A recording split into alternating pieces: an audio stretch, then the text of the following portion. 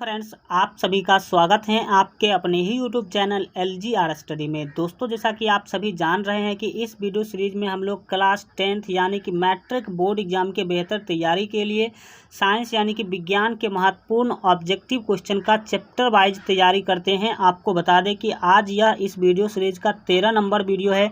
विज्ञान के महत्वपूर्ण ऑब्जेक्टिव क्वेश्चन के लिए 12 वीडियो ऑलरेडी हम अपलोड कर चुके हैं। तो जो लोग अभी तक इस सभी 12 वीडियो को नहीं देखे हैं तो आप इस चैनल के प्ले लिस्ट में जाकर के जरूर देख लीजिएगा, क्योंकि यह सभी वीडियो आपके एग्जाम के लिए काफ़ी महत्वपूर्ण है।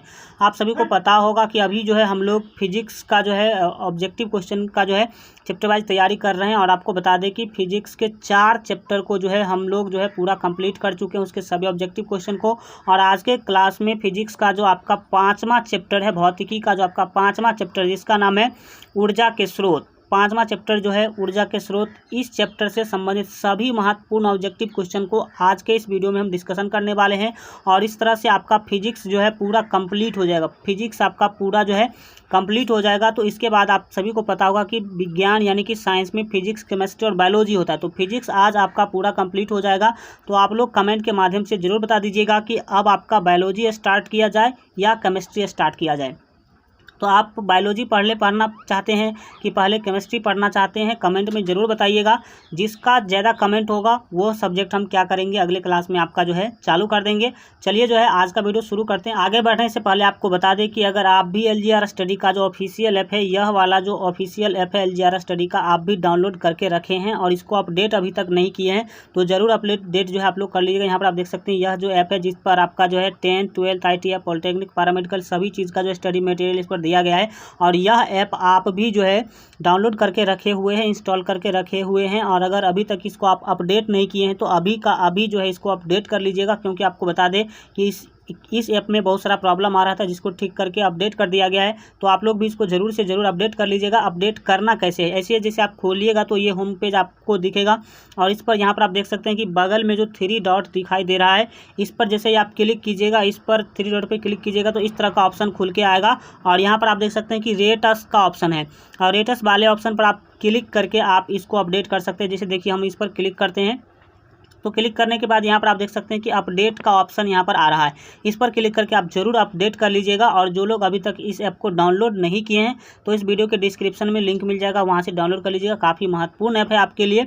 तो चलिए जो है आज का वीडियो हम लोग शुरू करते हैं।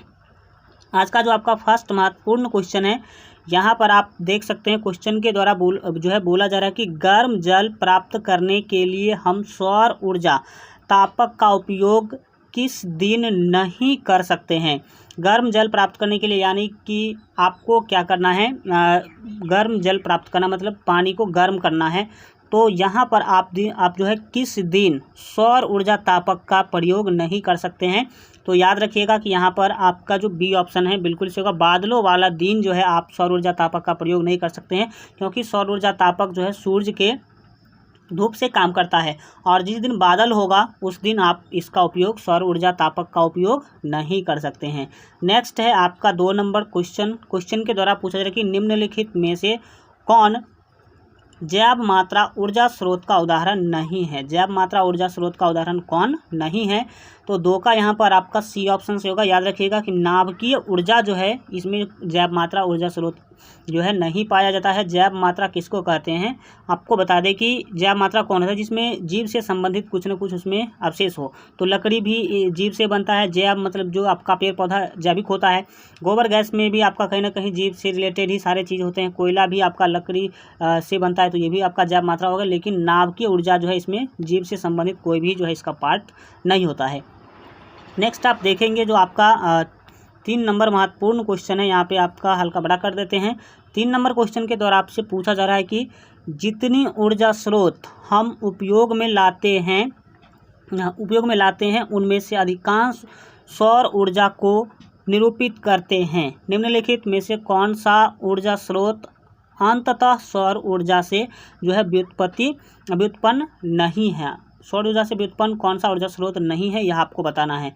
तो 3 का जो यहाँ पर आपका ए ऑप्शन है बिल्कुल ही से होगा, भूतापीय ऊर्जा जो है वो सौर ऊर्जा से व्युत्पन्न नहीं है। नेक्स्ट आपका 4 नंबर क्वेश्चन है, पवन विद्युत जनित्र में पवन की चाल कम से कम कितनी होनी चाहिए। तो आपको बता दें कि कम से कम जो है 15 किलोमीटर होना चाहिए। पवन मीन्स होता है हवा का चाल, जब तक 15 किलोमीटर नहीं होगा तब तक जो है आप पवन चक्की को नहीं घुमा सकते हैं। नेक्स्ट आप देखेंगे 5 नंबर क्वेश्चन को बोला जा रहा है कि निम्न में से कौन बायोगैस ईंधन का स्रोत नहीं है। बायोगैस ईंधन का स्रोत कौन सा नहीं है। तो यहाँ पर आपका 5 का जो सही आंसर होगा, याद रखिएगा, यहाँ पर आपका जो है सी ऑप्शन बिल्कुल ही सही होगा। नाभिकीय ऊर्जा जो है बायोगैस ईंधन का स्रोत नहीं है। नेक्स्ट आप देखेंगे 6 नंबर महत्वपूर्ण क्वेश्चन को बोला जा रहा है कि ऊर्जा का सबसे अधिकांश प्रत्यक्ष एवं विशाल स्रोत क्या है। तो सबसे विशाल अगर स्रोत के बारे में बताया जाए तो याद रखिएगा कि सूर्य जो है दुनिया का सबसे बड़ा जो है ऊर्जा का स्रोत है, सूर्य यहाँ पर आपका बिल्कुल सही आंसर होगा। नेक्स्ट आप 7 नंबर क्वेश्चन को देखेंगे, पूछा जा रहा है कि जीवाश्म ईंधन का उदाहरण है। जीवाश्म ईंधन का उदाहरण निम्नलिखित में से कौन है। तो याद रखिएगा ये सभी होगा, क्योंकि कोयला हो, बायोगैस हो या फिर जो है लकड़ी हो, सभी जीवाश्म ईंधन का उदाहरण है। तो डी ऑप्शन सही होगा। नेक्स्ट आप जो है देखेंगे आपका जो क्वेश्चन नंबर 8 है, पूछा जा रहा है गोबर गैस एक प्रकार की है। किस प्रकार की है। गोबर गैस एक प्रकार की है। क्या चीज़ है। प्राकृतिक गैस है, बायोगैस है, लकड़ी है, चूल्हा है, क्या है। तो 8 का यहाँ पर बी ऑप्शन याद रखिएगा कि बायोगैस है। गोबर गैस क्या है, बायोगैस है। नेक्स्ट आप देखेंगे 9 नंबर महत्वपूर्ण क्वेश्चन को बोला जा रहा है कि बायोगैस का उत्पादन होता है। तो 9 का यहाँ पर आपका ए ऑप्शन जो है बिल्कुल ही सही होगा। गोबर से, किससे, तो गोबर से होता है, यह आप याद रखेंगे। नेक्स्ट आप देखेंगे 10 नंबर क्वेश्चन को। 10 नंबर जो क्वेश्चन है पूछ रही है कि नवीकरणीय ऊर्जा का स्रोत है। नवीकरणीय ऊर्जा का स्रोत कौन सा है। तो 10 का यहाँ पर आपका जो है बी ऑप्शन सही होगा। याद रखिएगा 10 का बी ऑप्शन यानी कि सौर ऊर्जा बिल्कुल ही आपका सही आंसर हो जाएगा। आगे बढ़ते हैं, देखेंगे 11 नंबर क्वेश्चन को। काफ़ी महत्वपूर्ण क्वेश्चन है, पूछ रहे कि अनवीकरणीय ऊर्जा स्रोत है। अनवीकरणीय ऊर्जा स्रोत निम्नलिखित में से कौन सा है, यह आपको बताना है। तो 11 का ए ऑप्शन आपका सही होगा। जीवाश्मी ईंधन जो है वो अनवीकरणीय होता है, मतलब इसका पूर्ति आप फिर से नहीं कर सकते हैं। नेक्स्ट आप देखेंगे जो आपका 12 नंबर क्वेश्चन है, इसको 12 नंबर क्वेश्चन काफ़ी महत्वपूर्ण है। पूछा जा रहा है कि एक उत्तम ईंधन है। उत्तम ईंधन निम्नलिखित में से कौन है। तो 12 का आपका जो डी ऑप्शन है सही होगा। याद रखिएगा कि जैव गैस जो है एक उत्तम ईंधन है। नेक्स्ट आप देखेंगे 13 नंबर महत्वपूर्ण जो क्वेश्चन है, इसको क्वेश्चन के द्वारा पूछा जा रहा है कि नरोरा नाभिकीय विद्युत संयंत्र किस राज्य में स्थित है।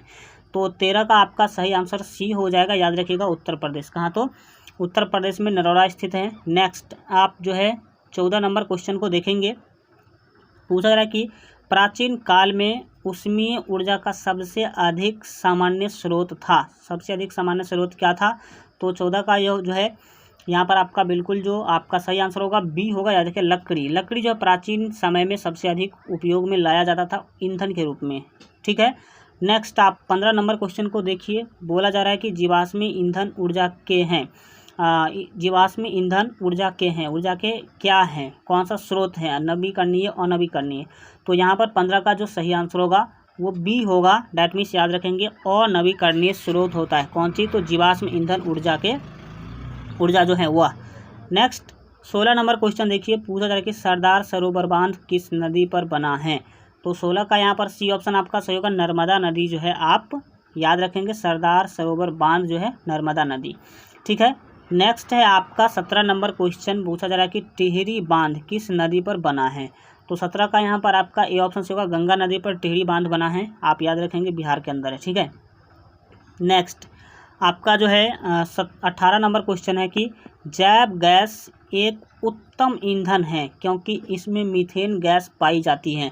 जैव गैस जो है एक उत्तम ईंधन होता है, ऐसा क्यों, क्योंकि इसमें मीथेन जो गैस है वो कितना प्रतिशत पाया जाता है। तो यहाँ पर आप याद रखेंगे कि 18 का जो आपका डी ऑप्शन है सही होगा। 75% पाया जाता है कौन, तो मीथेन गैस, किसमें, तो जैव गैस में, यह आप याद रखेंगे, इसीलिए यह उत्तम ईंधन कहलाता है, ठीक है। नेक्स्ट देखेंगे आप 19 नंबर क्वेश्चन को। क्वेश्चन है कि पवनों का देश कहा जाता है। पवनों का देश किसे कहते हैं। पवन मीन्स हवा होता है, ठीक है। तो हवाओं का देश आप इस तरह से भी बोल सकते हैं। तो 19 का जो है सी ऑप्शन याद होगा। याद रखेंगे डेनमार्क को पवनों का देश हम लोग बोलते हैं। नेक्स्ट जो है आप देखेंगे 20 नंबर क्वेश्चन को, भारत का पवन ऊर्जा द्वारा विद्युत उत्पादन करने वाले देशों में कौन सा स्थान है। तो यहाँ पर आपका बता दें कि 20 का जो सही आंसर होगा वो डी होगा। डेट मीन्स याद रखिएगा 5वां, कौन सा, तो 5वां आपका बिल्कुल ही सही आंसर होगा। नेक्स्ट देखेंगे 21 नंबर क्वेश्चन को, पूछा जा रहा है कि टरबाइन की आवश्यक चाल को बनाए रखने के लिए पवन की चाल कितनी होनी चाहिए। तो टरबाइन को जो है आवश्यक चाल को बनाए रखने के लिए कम से कम 15, ठीक है, आपका जो है होना चाहिए, कम अधिक 15 किलोमीटर से अधिक होना चाहिए। 15 किलोमीटर से कम होगा तो काम नहीं चलेगा, ठीक है। आप देखेंगे 22 नंबर क्वेश्चन को, पूछा जा रहा है कि 1 MW के पवन ऊर्जा जनित्र के लिए पवन फार्म को लगभग कितनी हेक्टेयर भूमि चाहिए। तो पवन फार्म लगाने के लिए यहाँ पर आपका जो है कम से कम जो है 22 का जो आपका सही आंसर होगा बी हो, यानी कि कम से कम 2 हेक्टेयर भूमि की आवश्यकता पड़ेगी। नेक्स्ट आप 23 नंबर क्वेश्चन को देखिए, पृथ्वी के वायुमंडल की परिरेखा पर सूर्य की किरणें के लंबवत स्थित खुले क्षेत्र के प्रति एकांक क्षेत्रफल पर प्रति सेकंड पहुंचने वाली सौर ऊर्जा को क्या कहते हैं, यह आपको बताना है, ठीक है। तो यहाँ पर 23 का जो आपका सही आंसर होगा वो आपका जो है ए होगा। 23 का ए ऑप्शन, यानी कि सौर स्थिरांक कहते हैं इसको, क्या कहते हैं, सौर स्थिरांक, आप याद रखेंगे। नेक्स्ट आप देखेंगे 24 नंबर क्वेश्चन को। 24 नंबर क्वेश्चन है कि सौर सेल बनाने के लिए किसका उपयोग किया जाता है। तो सौर सेल, जो सोलर सेल होता है उसको बनाने के लिए याद रखिएगा 24 का डी ऑप्शन से होगा, सिलिकॉन का प्रयोग किया जाता है। किसका, तो सिलिकॉन आप याद रखेंगे।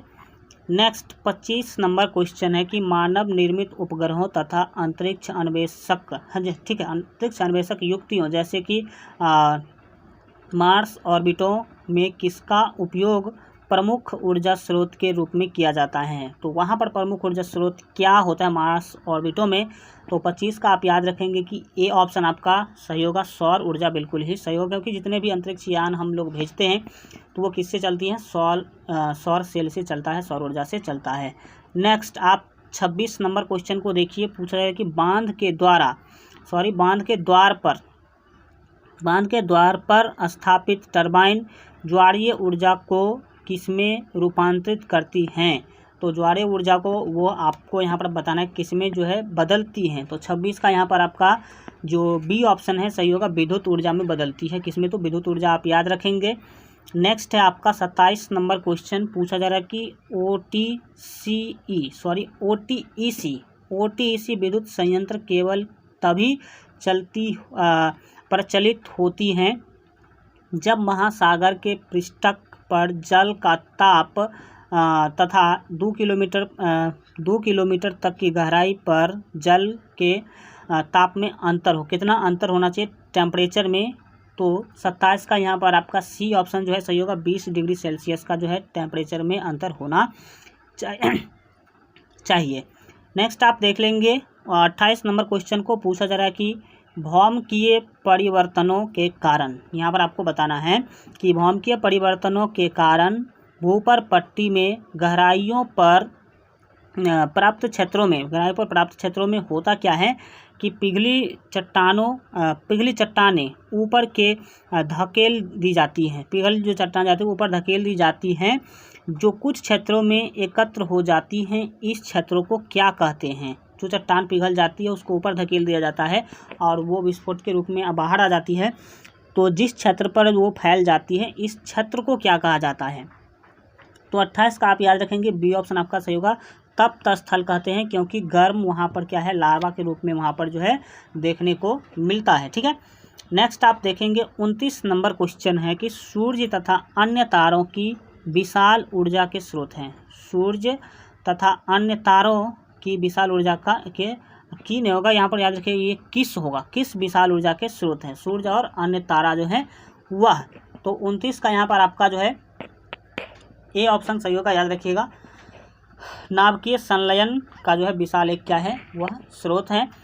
नेक्स्ट हम लोग देखेंगे 30 नंबर क्वेश्चन को, लास्ट करेंगे आज हम लोग इस चैप्टर को। 30 नंबर जो क्वेश्चन है पूछा जा रहा है, हाइड्रोजन बम किस अभिक्रिया पर आधारित है। हाइड्रोजन बम किस अभिक्रिया पर आधारित है।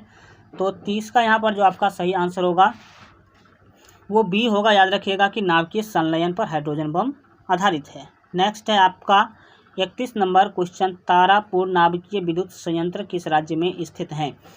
तो 31 का याद रखिएगा, यहाँ पर आपका ए ऑप्शन जो है सही होगा, यानी कि महाराष्ट्र में। कहाँ? तो महाराष्ट्र आप याद रखेंगे।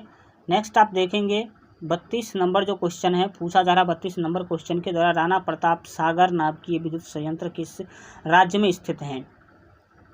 तो 32 का यहाँ पर आपका डी ऑप्शन सही होगा, राजस्थान जो है आप याद रखेंगे। नेक्स्ट देखेंगे आप 33 नंबर क्वेश्चन को पूछा जा रहा कि कलपक्कम नाभिकीय विद्युत संयंत्र किस राज्य में स्थित है? तो 33 का यहाँ पर आपका बी ऑप्शन जो है सही होगा, याद रखिए। कहाँ? तो तमिलनाडु बिल्कुल सही आंसर होगा।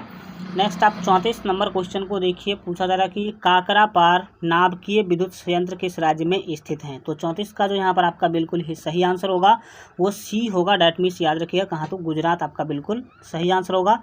35 नंबर क्वेश्चन को देखिए, पूछा जा रहा है कि कैगा नाभिकीय विद्युत संयंत्र किस राज्य में स्थित है? तो 35 का यहाँ पर आप याद रखेंगे कि आपका बी ऑप्शन जो है बिल्कुल ही सही होगा, कर्नाटक आपका बिल्कुल सही आंसर होगा।